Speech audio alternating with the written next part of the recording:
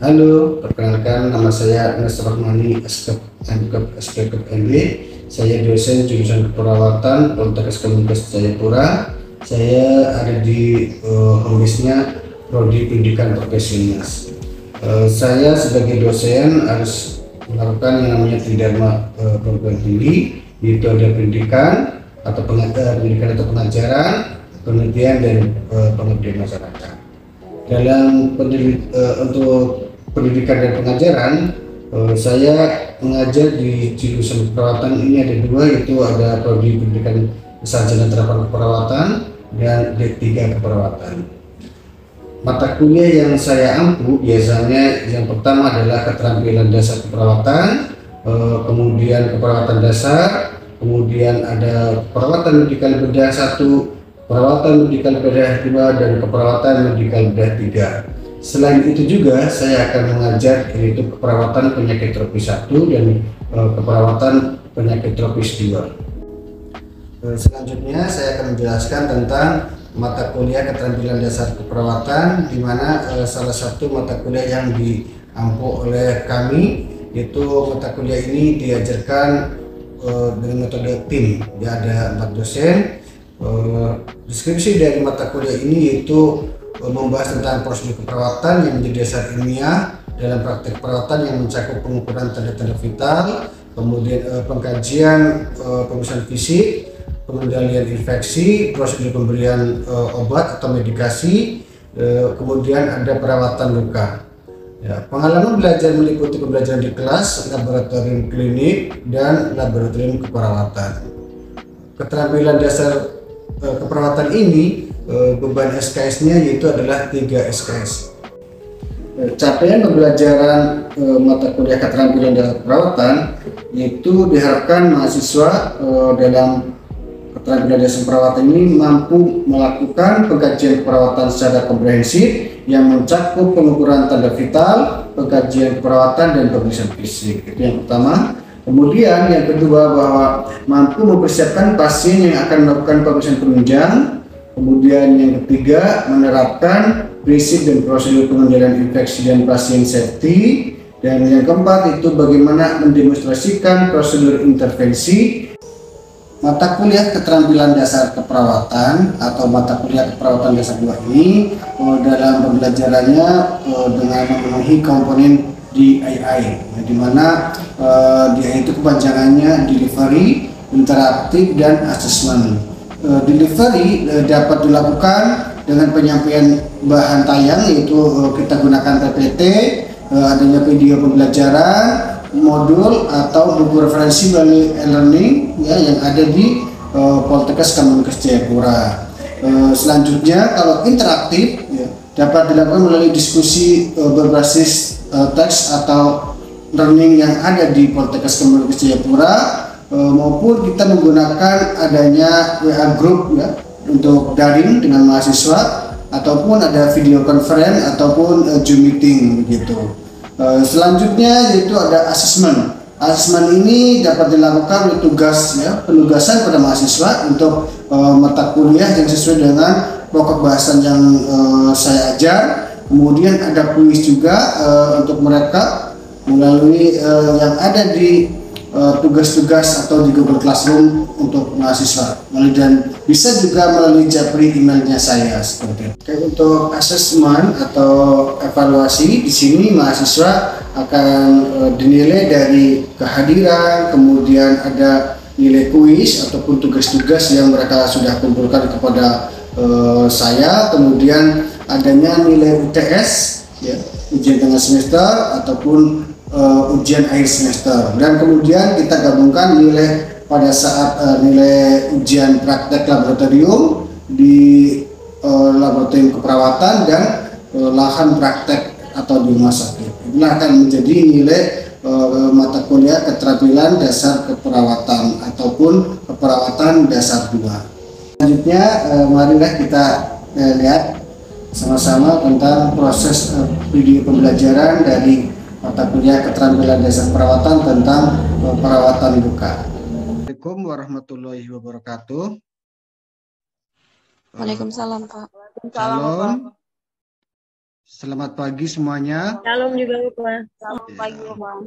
bagaimana kabarnya hari ini? Sehat-sehat Baik semuanya? Bapak. Baik, Sehat oke. Bapak. Ya, Sehat sesuai Bapak. dengan kesepakatan bahwa pada hari ini kita belajar tentang mata kuliah keterampilan dasar keperawatan.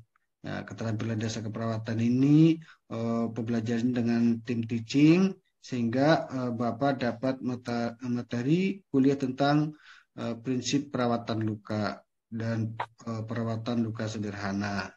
Nah, sebelum masuk materi ini, tolong ya diperhatikan dengan baik saudara-saudari, mahasiswa-mahasiswi Prodi Sarjana Terapan Keperawatan Poltekkes Kemenkes Jayapura. Oke, ini adalah tentang luka, ya. Belajar luka, bahwa luka adalah kondisi di mana terputusnya jaringan lunak, baik kulit, otot, saraf, atau pembuluh darah, di mana luka dapat dikelompokkan atau diklasifikasikan berdasarkan beberapa hal, ya. Contohnya seperti kebutuhan kulit yang melapisi jaringan lunak, seperti eh, yang biasa kita lihat ya sehari-hari, ada orang yang luka kalau kita di rumah sakit. Kemudian itu menurut Ensiklopedia Britania 2014. Kemudian luka adalah rusaknya struktur dan fungsi anatomis, ya, secara anatomis sudah rusak pada kulit normalnya akibat proses patologis yang berasal dari internal, ya, dari dalam maupun dari luar atau eksternal dan mengenai organ tertentu. Itu menurut Lazarus et al. Pada tahun 1994 dalam foto dan Perry pada tahun 2012. Nah, Anda sudah tahu bahwa berdasarkan lama waktu penyembuhannya, luka dibagi menjadi dua, yaitu ada luka apa saja? Natalia? Luka akut Ya, dengan luka? sama luka kronis. Betul, ya pintar sekali. Saudari Natalia bahwa sudah menjawab dengan benar, yaitu adanya luka akut dan luka kronis. Di mana kalau luka akut ini adalah luka karena trauma yang biasanya segera mendapatkan penanganan dan biasanya dapat sembuh dengan baik, ya, bila tidak terjadi komplikasi. Kata luka akut adalah luka baru di mana mendadak dan penyembuhannya sudah dengan waktu yang diperkirakan. Ya, jadi akut itu secara tiba-tiba. Contohnya adalah luka sayat, luka bakar, maupun adanya luka tusuk. Itu adalah luka akut contohnya. Selanjutnya adalah luka kronis, di mana luka kronis atau luka kronik itu adalah luka yang berlangsung lama, ya, kejadiannya sudah lama, kemudian sering timbul kembali, ya, disebut bahasa kerennya itu recurrent, yang terjadi gangguan pada proses penyembuhan yang biasanya disebabkan oleh masalah multifaktor. Jadi banyak faktor yang mempengaruhi adanya luka kronis pada seseorang yang terkena tersebut, ya. Pada luka kronis atau luka kronik ini, luka gagal sembuh pada waktu yang diperkirakan, makanya dia akan timbul kembali seperti itu. Tidak berespon baik terhadap terapi dan punya tendensi untuk timbul kembali. Jadi dia punya rawan terjadinya lukanya muncul kembali, ya. Contohnya adalah ulkus tungkai, ya, bahwa luka pada tungkai ini mudah sekali untuk bisa muncul kembali. Ulkus vena, ini juga ya luka pada vena. Ulkus arteri, ya, iskemia, ini yang sering muncul. Kemudian penyakit vaskuler perifer ulkus diabetikum atau ulkus decubitus itu juga ada yang muncul secara berulang kali, ya. Apalagi kalau decubitus kalau kita terlalu banyak tidur juga akan seperti itu. Apalagi juga luka ulkus diabetikum, ya, orang dengan DM itu juga akan muncul kembali kalau gula darahnya tidak stabil seperti itu. Kemudian ada juga neuropati perifer ulkus decubitus yang biasa sering muncul pada orang dengan DM, ya. Akibat lanjut tidak sembuh-sembuh akan terjadilah ulkus decubitus. Nah, kemudian perawatan luka, ya. Sudah pernah melakukan perawatan luka? Halo, Sudah. Saudari Aurum? Sudah, Bapak. Sudah. Nah, kemudian kalau luka ini, kalau lukanya bersih, apakah perlu menggunakan betadine atau tidak, Aurum? Tidak perlu, Bapak. Tidak perlu ya. Kalau luka kotor baru menggunakan Betadine.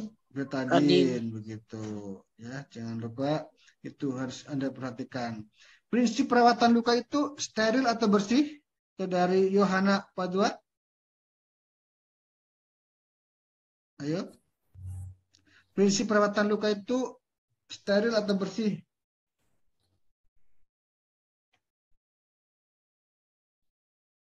Steril, Bapak. Bagus ya.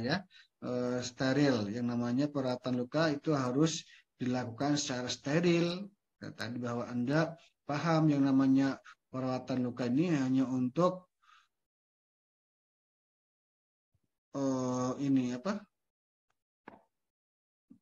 untuk luka itu harus steril ya, karena takut adanya kuman masuk ke dalam tubuh kita begitu. Ya. Bahwa perawatan luka adalah serangkaian kegiatan yang dilakukan untuk merawat luka agar dapat mencegah terjadinya trauma atau injury ya pada kulit, membran mukosa atau jaringan lain, fraktur ya atau patah tulang, luka operasi yang dapat merusak permukaan kulit ya. Bahwa serangkaian kegiatan itu meliputi pembersihan luka ya. Biasanya lukanya kita dibersihkan dulu, memasang balutan, mengganti pengisian, ya, packing luka, ya makanya Anda melakukan penutupan luka itu namanya packing, ditutup lagi lukanya ya, atau dikasih perban begitu ya. Kemudian memfiksasinya, diikat ya pakai hifafik ataupun plester yang warna coklat ya, memfiksasi balutan, tindakan pemberian rasa nyaman yang meliputi membersihkan luka kulitnya dan daerah drainase ya, kemudian irigasi ya dibersihkan, pembuangan drainase ya, kalau ada sisanya itu akan diberikan drainase, kemudian adanya pemasangan perban. Ini yang diperlukan untuk perawatan luka. Oke. Bahan-bahan perawatan luka ya. Ada pembalut luka, ya, itu harus bahannya steril ya. Balutan kering, balutan basah kering, balutan basah modern, ya. Bahwa sekarang ini muncul yang namanya home care, praktek keperawatan mandiri, yaitu namanya menggunakan balutan basah modern, yang sekarang itu modern dressing namanya seperti itu. Kemudian larutan pembersih itu bisa menggunakan cairan apa namanya? Untuk merawat luka? NaCl, bagus ya. Apa itu kepanjangan NaCl? Natrium klorida. Bagus, natrium klorida ya, yang 0,9%. Kalau tidak ada NaCl, kok Melinda Stuning dia ada di kampung sana di pedalaman. Kalau nggak ada NaCl pakai apa?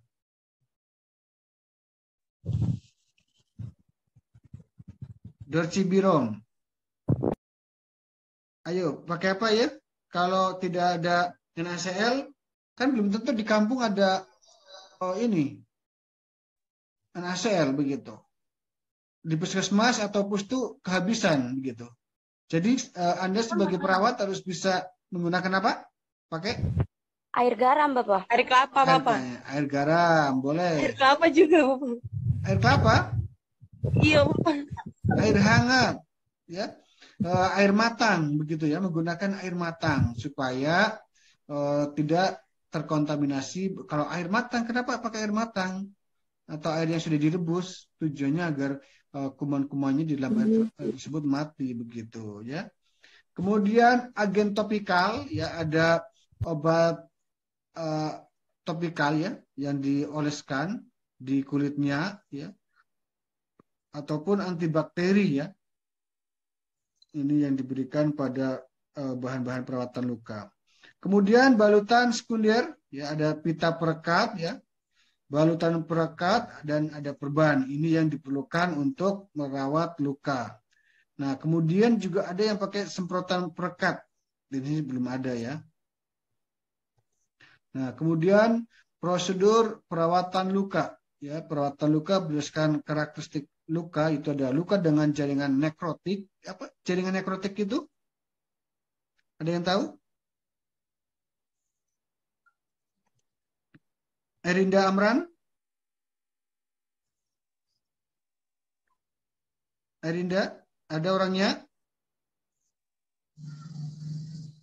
Indah Setiawati? Apa itu jaringan nekrotik? Kematian sel.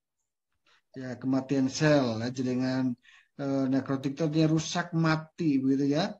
Kemudian ada perawatan luka infeksi. Ya, tadi luka apa? Contohnya luka dekubitus. Ya. Kemudian luka dengan banyak eksudatnya, begitu ya. Luka kanker, begitu ya. Ini yang harus diperhatikan. Kemudian ada perawatan luka dalam yang bersih dan sedikit eksudat. Ini perawatan luka dalam yang bersih dan sedikit eksudat. Ya. Kemudian perawatan luka berdasarkan etiologinya, di mana etiologi itu artinya penyebabnya. Menurut Suryadi ya 2004 mengatakan bahwa perawatan luka berdasarkan etiologinya ada 5. Ya, ini adalah salah satu ketua DPW Inwokna Persatuan Perawatan Luka Indonesia Pak Suryadi ini mengatakan bahwa perawatan luka berdasarkan etiologinya ada 5, itu luka insisi bedah. Apa itu insisi? Ada yang tahu?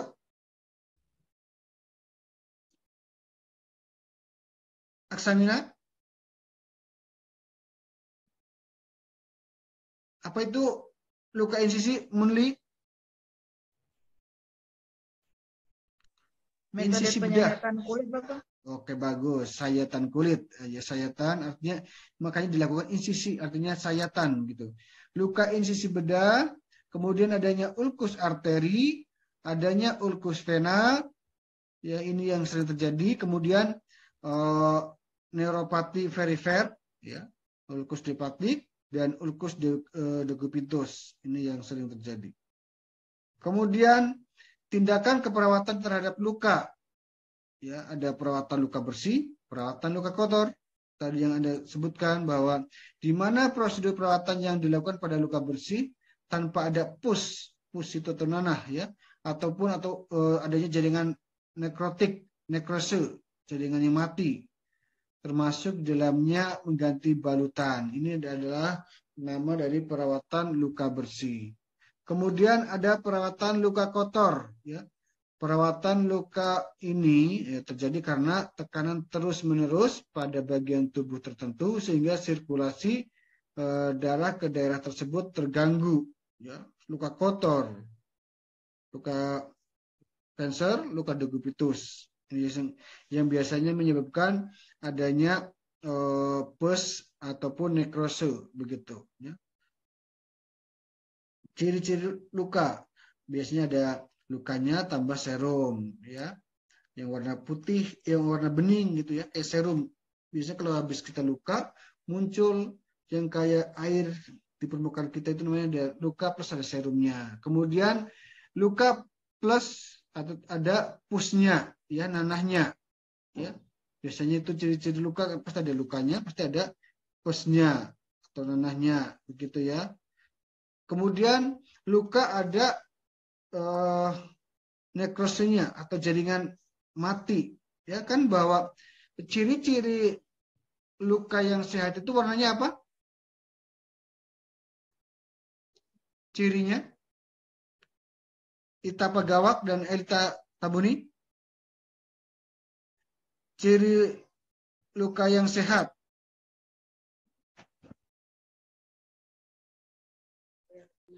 Tidak bernanah, Bapak. Tidak ada Bernanah. Oke, tidak ada pus. Kemudian warna kulitnya menunjukkan warna apa? Kalau lukanya sehat itu, lukanya tidak normal itu. merah. Ah, tidak, bukan. Bersih tuh. Bersih, Ayo. Bapak. Juga bersih. Warnanya Tidak warna tidak warnanya ada hitam atau merah atau kuning? kuning, Bapak, biasa saja. Kuning. Maksudnya kayak sesuai dengan kita punya warna. Warnanya pink ya, warnanya pink sesuai dengan mukosa mulut kita seperti itu ya. Itu yang Bapak, kalau warna merah itu apa? warna merah itu menunjukkan adanya peradangan ya, proses peradangan yang Anda kenal toh kemarin. Tanda-tanda inflamasi atau infeksi ada 5. Apa saja itu? Rubor, tumor, dolor,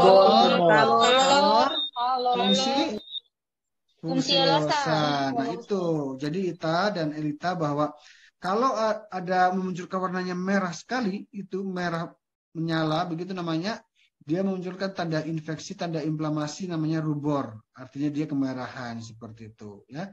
Tetapi kalau warnanya merah ada keping sehat begitu ya, namanya luka yang normal. Ya. Ada kalau kekuningan itu ada 2 kemungkinan. Dia itu akan menuju ke arah menjadi merah muda ataupun dia akan menuju ke warna hitam begitu. Ya, jadi ini harus waspada. Tetapi dia masih bagus, ya, nggak boleh diangkat jaringannya begitu kulit yang warna seperti kuning tadi. Tapi kalau sudah warnanya kehitaman, artinya jaringan sekitarnya sudah mati sehingga suplai oksigen, suplai nutrisi ke sel yang mati tersebut sudah nggak bisa lagi, maka akan dilakukan pengangkatan.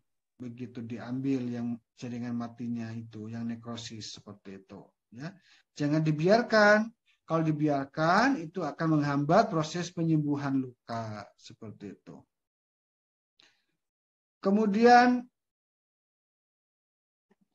perawatan luka bersih, ya, bahwa tujuannya mencegah timbulnya infeksi, kemudian untuk observasi perkembangan lukanya, mengabsorpsi drainase, meningkatkan kenyamanan fisik dan psikologis, kemudian indikasinya ya bahwa luka bersih tak terkontaminasi dan luka steril, balutan kotor dan basah akibat eksternal ada rembesan atau eksudat, ya. Kemudian ingin mengkaji keadaan luka dan yang keempat mempercepat debridement jaringan, ya, nekrotik. Debridement itu membersihkan jaringan yang kotor gitu ya. Kemudian perawatan luka kotor. Ya, di sini ada definisi lukanya, ada serumnya, ada pusnya, ada nekrosnya, ya, ada jaringan matinya. Ya. Tujuan perawatan luka kotor ini mempercepat proses penyembuhan luka, kemudian mencegah meluasnya infeksi, kemudian mengurangi gangguan rasa nyaman bagi pasien maupun orang lain, ya, karena bau. Ya, luka kotor itu kan bau ke orang lain. Contohnya kayak luka degubitus, luka kanker itu biasanya membuat orang lain tidak nyaman begitu. Ya pasti Anda yang menjadi tetangga sebelahnya pada saat dirawat itu akan merasakan tidak nyaman begitu karena bau tersebut. Oke. Sampai di sini ada pertanyaan, silakan.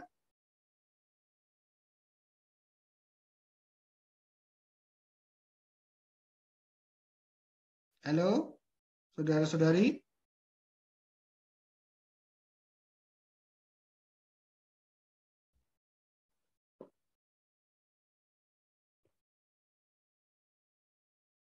Tidak ada? Tidak ada, Bapak. Oke, saya kira cukup pertemuan kita hari ini. Terima kasih atas perhatian saudara. Nanti kita ketemu lagi untuk pertemuan selanjutnya. Terima kasih atas perhatiannya. Selamat Bapak, pagi semuanya. Ya, silakan. Bapak jangan lupa kirim ini ya, slide-nya Bapak, materinya. Oke, siap-siap. Terima kasih. Selamat pagi semuanya. Pagi Bapak. Salam. juga Bapak. Assalamualaikum Pagi Bapak. Terima kasih banyak. Terima kasih Bapak. Terima kasih Bapak. Bapak Mira ada jual baju.